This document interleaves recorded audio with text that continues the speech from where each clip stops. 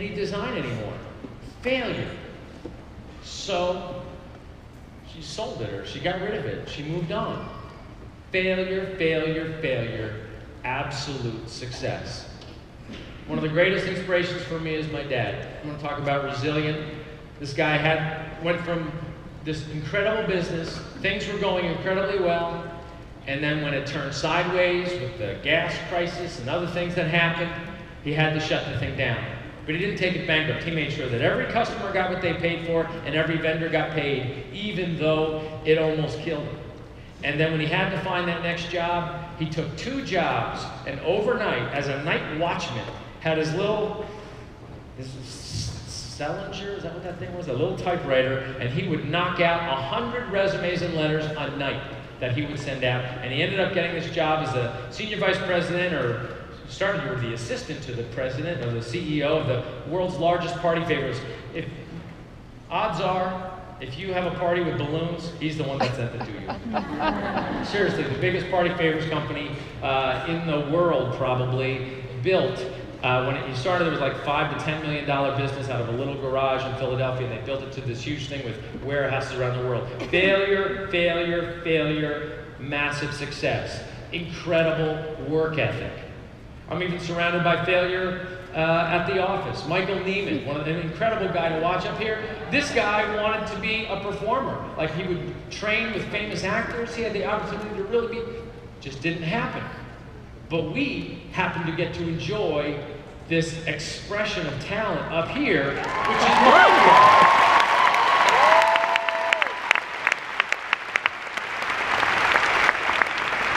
And, you know, literally, I'm sure, you know, I'm not going to call everybody out on all their failures, so don't worry. The point is, the theme of never give up is, I think, can be a little sloganish, but it gets the point across. But the reason that it's meaningful is not because, oh, I'm never going to give up when things are good. That's the easy part. The thing to remember, the thing to take away from this weekend is you got to find a way, like Diana Nyad said, like you've heard so many speeches, you got to find a way to never give up when you're in the midst of failure after failure after failure. That's when never give up matters.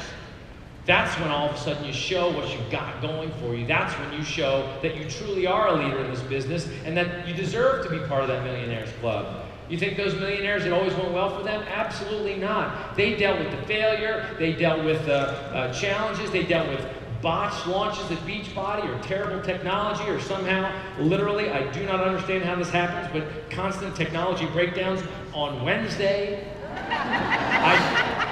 I'm getting emails from people, we do this on purpose, right?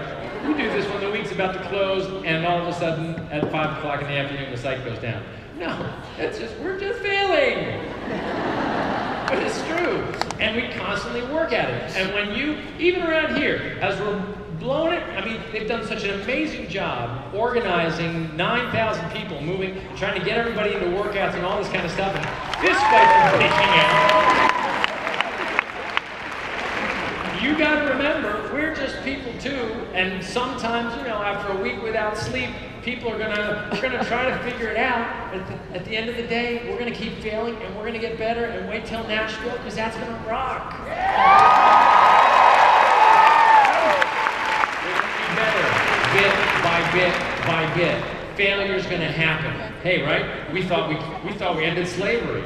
We had a whole war about this thing ended slavery. Had a president got shot for it. Like but then we, you know, got into the 60s, still didn't have equality, worked that out, a lot of confrontation, a lot of conflict, a lot of violence, but hey, we're getting there, right? It turns out there's 3 times more slavery now than there were in the transatlantic slave days. Failure, failure, failure. Do we give up? Absolutely not. We give some money to IJM. We get creative, we talk to people about it, we promote it.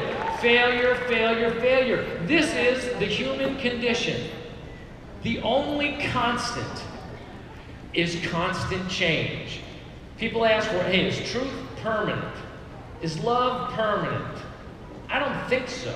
I mean, it's always around us, it's always available, but it's going to come down to your choice. The choice to not give up on it is where your success lies. Let me say that again.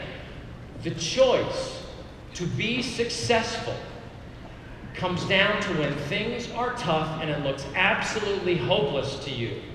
When we thought P90X would never work, we saw potential and we tried again. When you think there's no way that you can possibly get to Success Club because it's the 30th of the month and here comes the 31st and you're 3 points short, are you going to give up then? No. You're going to work another day. A great story. A great entrepreneur, and I hope I haven't shared this before, but he was getting interviewed one time. He was telling me about a story about when, who's the guy? John Glenn? John Glenn was this test pilot, right? So John Glenn? Okay, so John Glenn was getting interviewed during his test pilot days, and the interviewer said, you know, so as a test pilot, can I work on a hypothetical here with you? You know, what if your plane's going down and you see the mountain coming and it's done? All your options are exhausted and you're gonna hit that mountain. What is the last thing that you think? And John Glenn says, try something else. And the guy says, yeah, no, I get it. But really, literally, like the mountain is there. Like you can see the rocks. What is the last thing that goes through your mind? Try something else. And the reporter goes, yeah, wait, you're not getting the question. This is, you feel the mountain against your nose. And John Glenn says, do you want to feel my fist against your nose? I try something else. I don't build in a hypothetical for how do I bail out of this mission. I try something else. That's what you do. Carrie, can you put that slide up for me? So last year we asked you to do, put up what's your commitment? My dad put up his commitment. By the end of 2013, I want to introduce 100 persons age 60 and older to Tai Chi and 100 persons age 60 and older to Shakeology. How'd you do?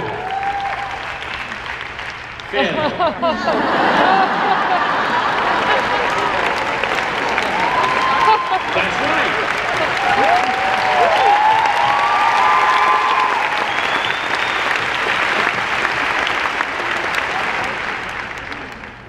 We were talking about that, and he said, you know, I'm disappointed in myself. And I said, Dad, I can put you on stage, and I think there would be 9,000 people that go, yeah, me too.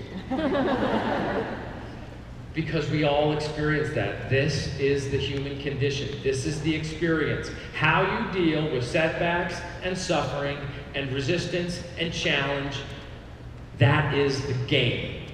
So here we are in a business with an opportunity to help people achieve their goals to lead healthy, fulfilling lives. Every time you take action, like Jeff said, you go for Success Club.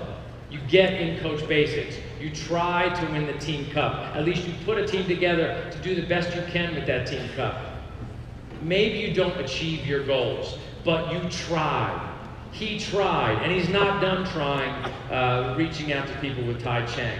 He's absolutely going to keep trying. That's what we do. That's what my family does. One of the people I'm most proud of in the world is my sister.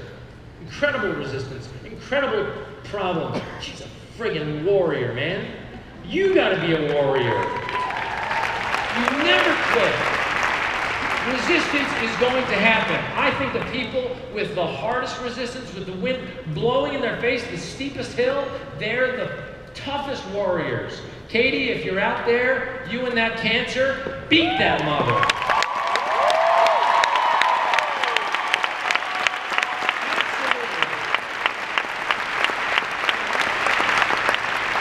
You know why? Because somebody's going to be inspired by it. You're going to be fulfilled by it. Be fulfilled by action, not the TV, not how much can I eat, not, hey, look how much we drank last night. Be fulfilled by action, by taking something on. I'll finish with a little story that I heard, and I'll probably botch it a little bit, but there was this woman walking along the beach, taking her normal Sunday morning walk. She's going out there. There'd been a big storm the night before. She's walking along, and she looks down. She sees, like, the beach is kind of orange. She's walking along. What the heck is going on? She gets closer. She realizes that literally tens of thousands of starfish had been washed up on the beach. And I said, what the heck? Like beautiful starfish just lining the beach. As she walks farther, she sees this 8-year-old boy picking him up, throws a starfish out there.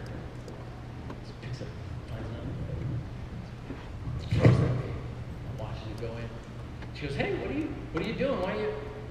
You really probably shouldn't throw those things. And they're like, oh, they need to be in the water, otherwise they're going to get baked in the sun here because they're not in the tide pool, so they need to be out in the water so that they can survive. She looks up and down the beach, and she's thinking, this poor kid, he's going to be so disappointed by this incredible failure. I mean, his parents are going to get him, he's going to have to go to lunch or something. This is not going to be pretty for him.